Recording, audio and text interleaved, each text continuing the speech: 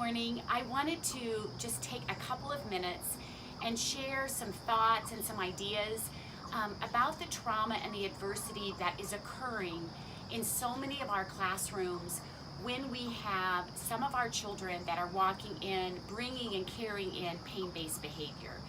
I've been asked very recently, is this an adversity for other children in the classroom?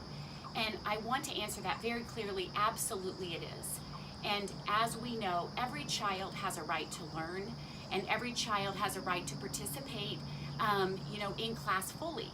So some of the things that I've been thinking about, and again, I don't have an absolute answer, but I wanted to share with you, as Michael McKnight and I begin to write our new book on discipline, what we're talking about today is an emotional wound. It is an emotional, invisible injury. And this is something I think we need to share in our procedures, in our morning meetings, not only saying that everybody gets what they need, but that oftentimes pain-based behavior is that injury or that inside of us that causes that behavior that looks disrespectful, that looks oppositional and looks defiant. So I was in the bathroom getting ready to go to the lab school this morning, and I found this cleaner, and I found this, this prop, just showing wound tape and how to protect and to cover an injury. And I think some of these props would be helpful for our younger children to understand that we may not be able to see that wound, but we do need to care for it. So what does that look like in our classrooms? And a couple of ideas that I thought about today, and again, I'm talking really about elementary, but we could adapt this into middle school, is that we have tornado drills, we have fire drills, we have school safety drills.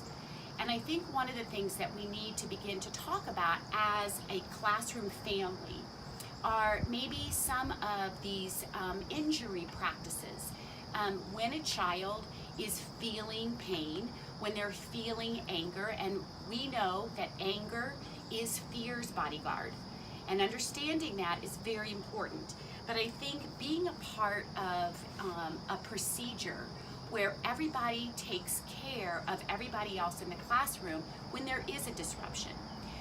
So being preventative and being on the front end of this, I think that these invisible hurts and these invisible pains can kind of be divided, so that every student in the classroom, after we have this morning meeting discussion about what we all need to do, some of our students can maybe turn down the lights if there is a disruption.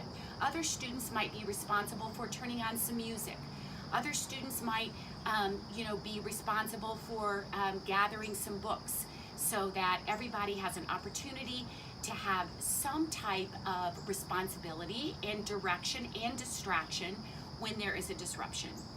I also feel it's extremely important to create some time, whether it's just a minute or two of talking about what just happened and what we could do better the next time, or how we dealt with it this time, or maybe just drawing or writing and sharing with one another, because we know that when we can share it and when we can draw about it or color about it, it's calming to the nervous system.